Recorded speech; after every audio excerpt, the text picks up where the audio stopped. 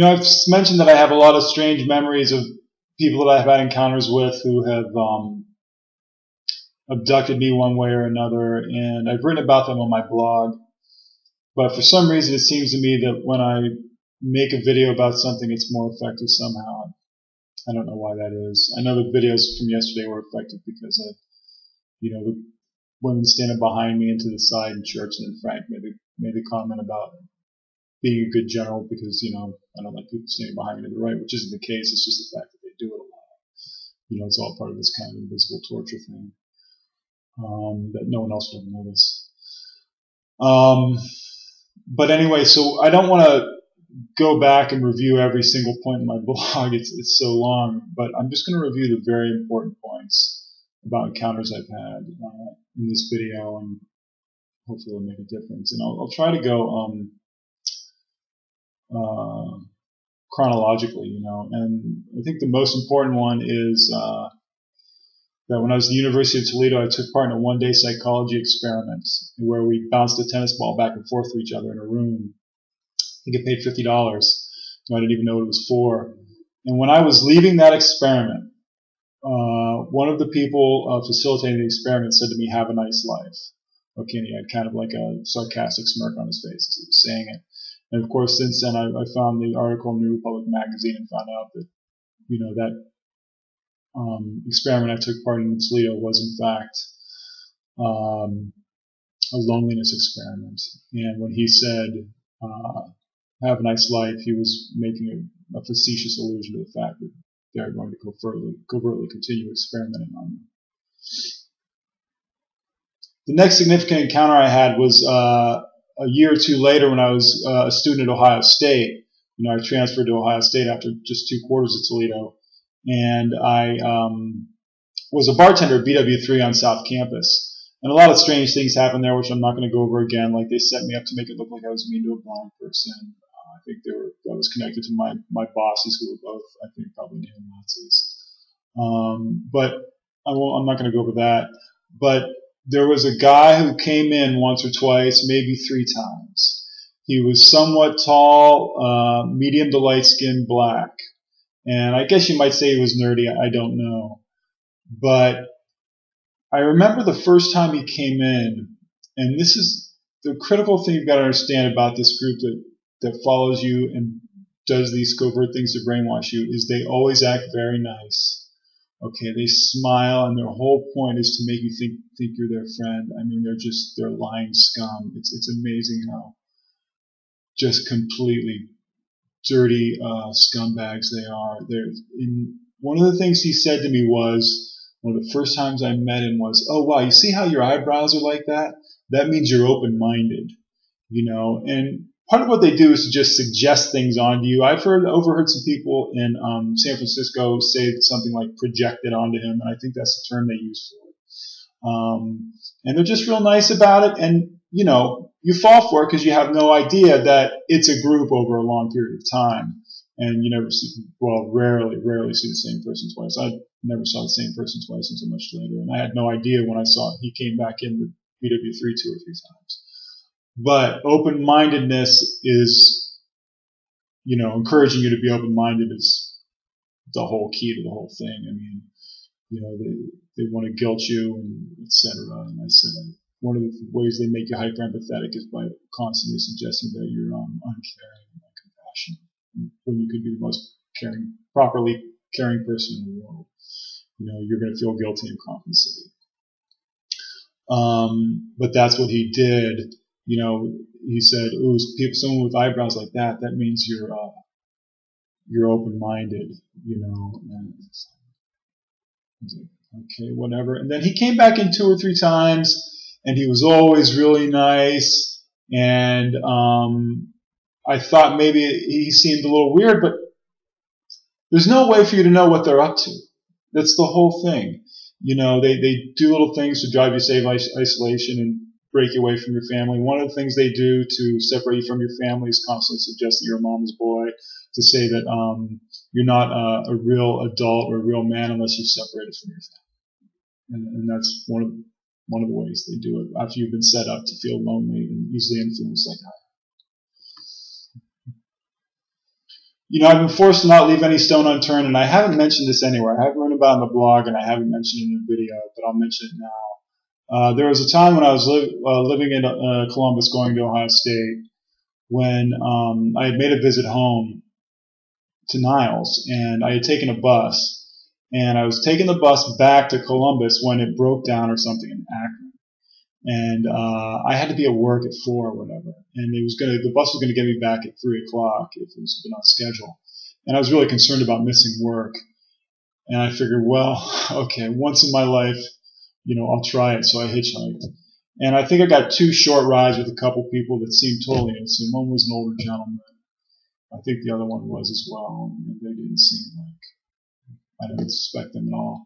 But the third guy I got a ride with, who took me all the way home to Chittenden, I got to tell you, I have to wonder about him. He was driving an old white 4-door sedan.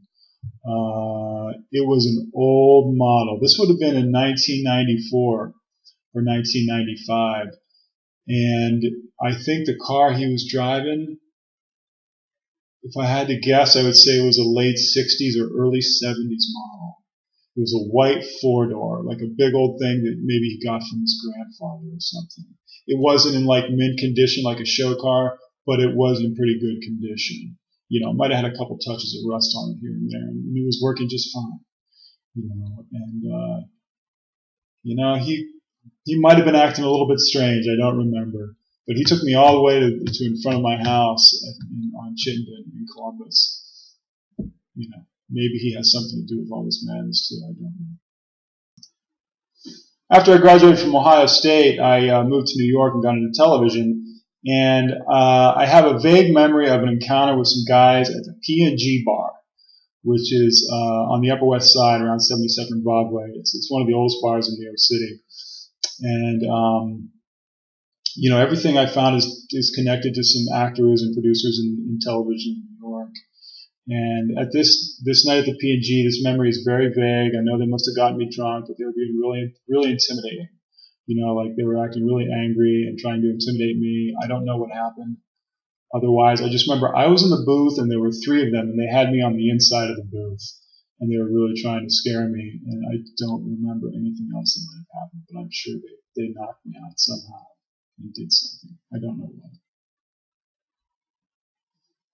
And that's probably connected to, I think, Patton Oswalt and Kevin James, maybe. Just a guess.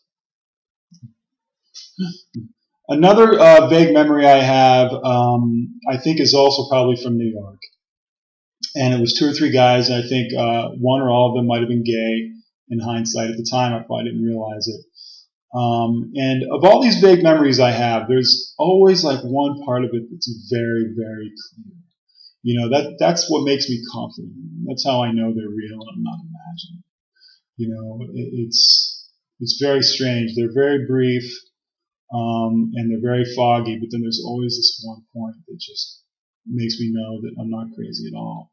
And that, these things I'm talking about are real. As I said, it's indicated to me I stand to inherit billions of dollars and the CIA is setting me up. But I had an encounter with these guys, I think it was in New York, and I very clearly remember one of them saying something like, "You'll end up in the gutter," and maybe they were asking me if I wanted to play some kind of game. And I think that's also connected to Patton Oswalt and, all his comedian, quote-unquote, friends. Might have been the Bear Bar. I'm not sure. I really don't recall. But they were really just some arrogant pricks, is all I can say. And I very clearly remember they laughed. They sneered and said, "Oh, you'll end up in the gutter." Almost, but not quite.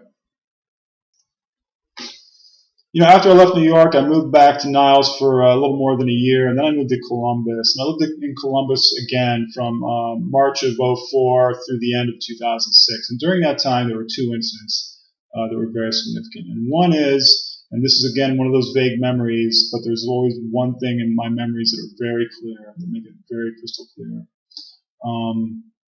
It was 3 women who I had some sort of encounter with, who drugged me, got me drunk, and abducted me. And I'm confident in this for 2 reasons. 1, I remember something that they said very clearly. And 2, I have a pretty good idea of their descriptions. 2 of them were white, and 1 was medium to light-skinned black. One of the white women was overweight, and one of the white women had sandy or dishwater blonde hair. I think the other one was a brunette. And basically, I remember it's like I was laying down on the ground looking up at them, like, about 25% conscious, and they were standing above me, shouting at me, asking me if I was angry about what's going on in the country and if I want change and all these things. And they said that they're part of some kind of group that is planning to systematically make everything so bad for so many people in the country as a cause of violent uprising. And I know that sounds crazy, but again, the reason that I'm so confident in this memory, in addition to their descriptions, is that one of them said the following: "It's going to get really bad." They said that to me. And it was like, well, I think an important point about this encounter, which happened in 2004, 2005, is that the people who've been brainwashing the anti-American and socialists started 10 years before that. And maybe they target the same people. Did they know I was going to move back to Columbus? Probably not. Maybe it was totally random. I don't know. But, it could be kind of all part of the same system. They figure if they catch someone they already started on, great. If they don't, oh well. But nevertheless, that memory, while it's very brief, those two parts of it, their descriptions and that quote, "It's going to get really bad," are both very, very clear. Also in Columbus, during that same time period between March of 2004 and the end of 2006, I was working at Influent, where they also harassed me and made comments to me about anger issues when they were actually trying to provoke me. But I worked evenings there, and sometimes certain mornings I'd go fishing. And one spot that I went to once or twice was up on the northeast corner of town. I think I might have. There's a river that runs through there. I can't remember what the name of the river was. It's not the Olentangy, but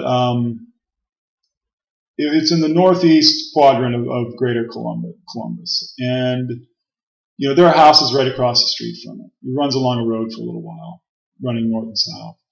And I was out there fishing by myself one day, and again, a guy who fit a similar description from the guy from BW3, but I don't think it was the same guy. It was a somewhat tall, medium to light-skinned black guy, came up to me and acted real nice, like he wanted to talk for a minute. And I forget what he said at first, but I remember him very specifically saying, "Loner, huh? Okay." And then he took off. And I just know for a fact that absolutely has something to do with what's going on. Now, that incident when I was fishing, there's nothing vague about it at all. It's quite clear because, he didn't actually abduct me. It was just kind of this strange encounter where, he made a comment about being isolated. And the last incident that I'll mention that also happened while I was living in Columbus was I visited my brother for Thanksgiving, and I've written about this in my blog. I don't think I've talked about it in a video, and he used an asthma inhaler to knock me out. He's a Scientologist. I don't know what they did after that. I suspect he put some sort of implant in me. I know he's working with the CIA, but he absolutely did. I remember it so clearly because what happened was I was facing one way and he was behind me. And to sucker me, he said, "Hey, Johnny," there was something important that he had to tell me. And immediately when I turned around, he was already holding the asthma inhaler pointed up at my face. And just the second I turned around, he sprayed it. And it didn't just do like a one puff. It was continuous. It kept on spraying. And that's how they knocked me out. And I remember because his faggot friend, Jeff, his girlfriend's ex-husband, and somebody else was there, it might have been Rick, tried to catch me. And Jeff, I remember Jeff making jokes about, he's like, "Oh, he's so huge, Joe," because, he wasn't ready to be catching me when I fell over. And that's an absolute 100% fact. And my brother's been fucking with me for 20 or 30 years now. Before I forget, I want to mention that regarding the 3 women who abducted me, my best guess is that was in Columbus, Ohio, between in 04, 05, or 06. But you know what? I'm not 100% certain about that. But if I had to make a guess, that's definitely what I would say. And another thing that's happening to me that, I talked to one other person about, and is that while I'm sleeping at night, in addition to political, socialist, and anti-American indoctrination that are transmitted into my head, I also get other little transmissions into my head that is referred to as VDK. And I think part of the reason that people think you're crazy is because they don't really ever get a good example of the things that you hear. And so many of the things that I get in this way are out of context, and I think that stands to testify to the fact that it's all quite real. And they're just brief little clips, sometimes. And one was about a month ago. Today's August 8th. I think it was sometime within the last month. I heard a female voice say, "Start it." And I don't remember exactly what date that was, but it reminded me of my abduction by those 3 women and their threat to bring the whole country down and cause a violent uprising. So what that "start it" meant, I have no idea. But I've got a log of all my VDK, and it's all like, it's not like my VDK is some like Alice in Wonderland story. It's little like clips, like single sentences of people saying one thing, different voices, different people saying different things. One was a guy said we were launched from the same moon. It's all sci-fi weirdos doing this stuff to me. But anyway, there was the one where the woman said, "Start it." That's all I heard. It was a month ago. And the one other thing I'll mention is the one other vague memory I have, and it's been suggested to me that I have a clone. And I've talked about how they can make you see things that aren't there, and I've been told that my whole life is an experiment, and I've had trouble with neo-Nazis. I have a very vague memory that I was somewhere where I walked through a doorway.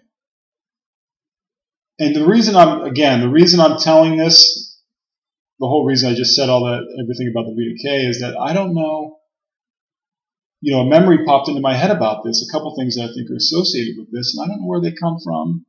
I don't know if my guys know about it or not. Okay, and that's why I mention it here.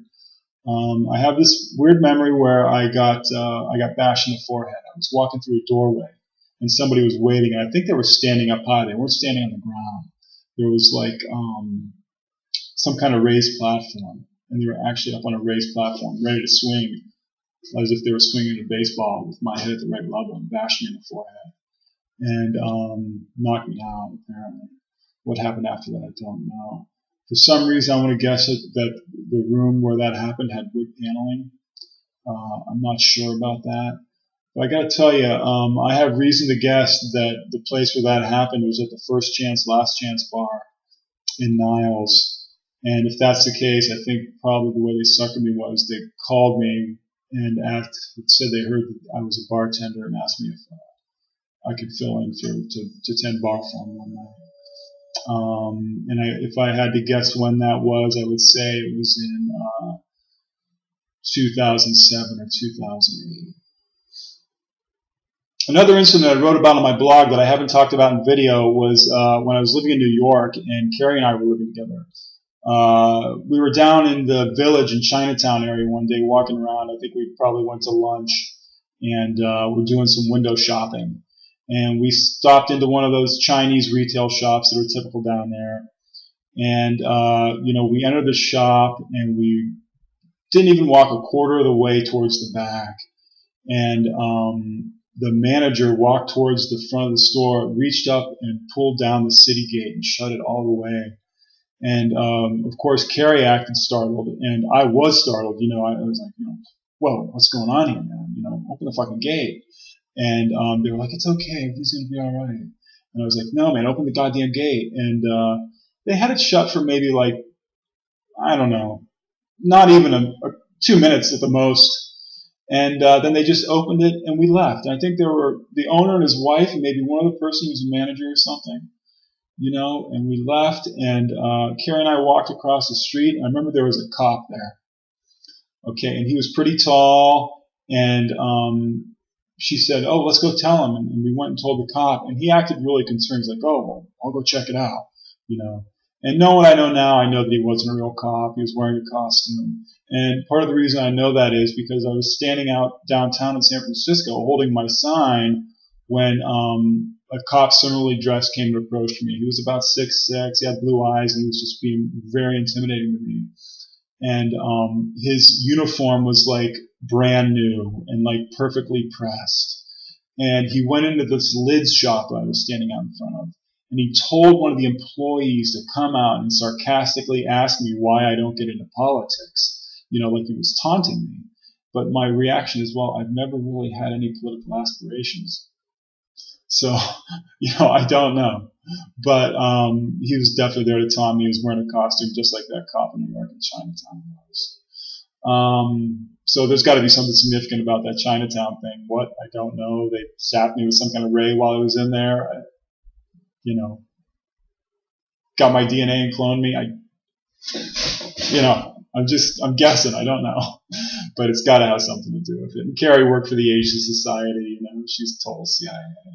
But anyway, there's one other thing that I want to mention now that I haven't talked about or written about on the blog. When I was a student at OSU, I had a one-night encounter with a woman who lived in German Village, which is the main gay neighborhood in Columbus. Okay. She was tall and thin and had short, dark hair. You know, she was pretty typical. But I didn't know anything about it at the time. No, I didn't know what was going on. The whole scam directed at me is meant to keep me in the dark.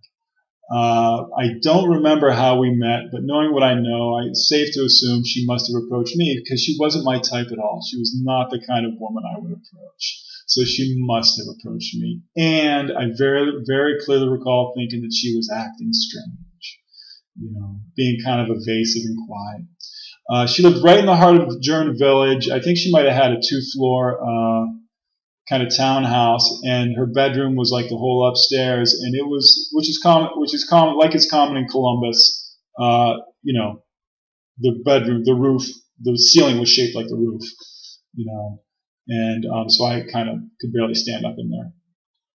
But there's got to be some significance to that, you know, and I think that she wouldn't be hard to peg because she was tall. I think she was probably 6 foot easy, even taller. She might have been as much as 6'2". Yeah, probably right around 6'2", actually. My sister was 5'11", Carrie was 5'10", and she was way taller than that. She had to be 6'2". Short, dark hair, and thin. So, you know, got to be something to that, man. Got to be. There are two other incidents that I've talked about in video. And one I think I mentioned earlier was when I met some guys in a bar. They got me very drunk and goaded me into saying something bad about Carrie Plank. You know, I refused repeatedly, and they just wouldn't stop. You know, and again, it's the play on the setup to be easily provoked, easily baited. Then the next time we visited her parents in Spionk, her dad made a comment to me about it, alluding to it in a very angry way. Story of my life. Like I said, she worked for the Asian Society, and you know, the whole Chinatown incident. The other incident that I referred to in a recent video was when there were a small group of people there who represented opposing sides in what is basically a non-violent, non-physical civil war. Excuse me. You know, and they were forcing me to pick a side, and I guess between conservative and liberal. And I'm sure about this memory because I remember there was a gentleman there who must have been about 50, and I don't remember what he looked like, but I very clearly remember him saying, "They brainwashed him. He'll change his mind." I mean, it's so crystal clear I could probably identify him by his voice. Now, you know, if you say I'm crazy, you never heard of it, well, you only finger certain people for it. And, you know, there are people out there who are just going to work, living life. Maybe they're a little liberal, maybe they're a little conservative, you know. They don't know about it. I don't think they finger absolutely everyone for it, but however you get fingered, you do. Maybe the CIA does it. Maybe it's because of that mixed relationship. When I was 20, I've had far-right extremists, you know, harassing me ever since then because of that. And it's a very real thing. I have lots of anecdotal evidence about that. And the most important one is that my dad was a lifelong Chuck Berry fan. And when Chuck Berry came on television, he'd sit forward in his chair and tap his foot and everything.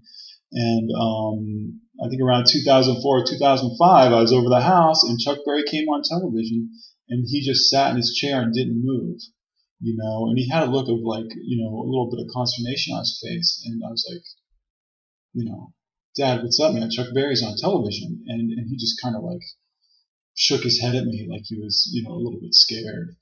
And, the thing about that is that I think he was probably, obviously he's on that side because he's conservative, but he didn't like the idea of being forced in that kind of way. And I can't help but think that he was probably intimidated into doing it, and he would have been in his 70s at the time, or he was born in 1930. Yeah, he would have been about 74, 73 or 74 when that happened, And so anyway, it's that kind of thing. It's a war of like support and culture and everything. Black liberals won't do anything to have anything to do with anything that's white, and white conservatives are the same way. They don't have anything to do with anything that's black. It's a very real thing. I've seen it in San Francisco when I was in a shelter. There was an employee there who I could tell by his body language and his face, and he was acting like he was upset about having to give me a towel from behind the counter when another employee told him to do it as part of his job. It's a very real thing. And if you end up in enemy territory, then you get treated like I get treated both in Ohio and in San Francisco. If you haven't chosen one side or the other. You get harassed, stalked, or, they brainwash you like they're doing to me. And it's a very real thing, And my brother-in-law said to me once, out of the blue, again, unprompted, you have to pick a side, So that's what he was talking about. It's a real thing. So, if anybody out there who's watching, and apparently no one's allowed to talk to you until you do pick a side. Okay, and they play a game with you. My brother said to me once, we're going to play a game with you. My brother-in-law was there. He coached him into it. My brother said, we're going to play a joke on you. And Rick leaned over and said in his ear, no, we're going to play a game on you. And my brother said, we're going to play a game with you. And my brother corrected himself and said, we're going to play a game with you, okay? And I had no idea what they're talking about. So I was like, okay, whatever, Joe. Because he's just, he's like this crazy loose cannon his entire life. And, and my Rick said, that's enough, and I think it's all connected, that same kind of conservative, liberal Civil War thing. So, and then if you're in enemy territory, no one's allowed to communicate to you or something crazy like that. I don't know. Or people who know about it won't communicate to you. Like they actually have these stupid rules or something. So, if anybody out there is watching who knows what I'm talking about, okay, I'm a party-independent Catholic. Okay, and I side with Catholics, not because I want to be conservative. I side that way because I'm Catholic, and I'm not part of any party. I've heard that there are a lot of party-independent Catholics in Massachusetts. I read an article online recently, and I actually traded emails with the author, who told me that there are a lot of party-independent people in Massachusetts, and of course there are a lot of Catholics there too, at least in Boston. So if anybody out there is hearing me, I'm perfectly sane. Both sides are trying to screw me into the ground, and I'd like to get to a place where there are a lot of party-independent Catholics. And, politically, other than that, you don't need to know. So I didn't consult my blog before doing this video to double check, but I'm pretty certain that's a complete list of all the abductions I've been subject to. And everyone has one or two very distinct memories in it, though they're mostly kind of foggy and all very brief, but they all have one or 2 points that are very, very clear, and that makes me confident in them. I didn't mention that the first chance, last chance memory includes when I was walking up to the building. I had my Razr phone at the time, and someone called me. I'm not sure who it was, asked me what I was up to. And I said, these guys at First Chance, Last Chance asked me if I could, come and tend bar for them. Then I went in and they bashed me in the head. So, that's pretty much all of it. And again, I did this video because for some reason it seems to me that making these videos is more effective than writing on my blog. But I wouldn't have mentioned any of this stuff if I wasn't quite confident in it. It's been indicated to me that I stand to inherit billions of dollars. Women have been sneaking into my life throughout my adult life with the goal of either marrying me or undermining me somehow. You know, and I have no choice but to suspect that the CIA is behind the whole setup because they're the ones who would know about it. So there you have it.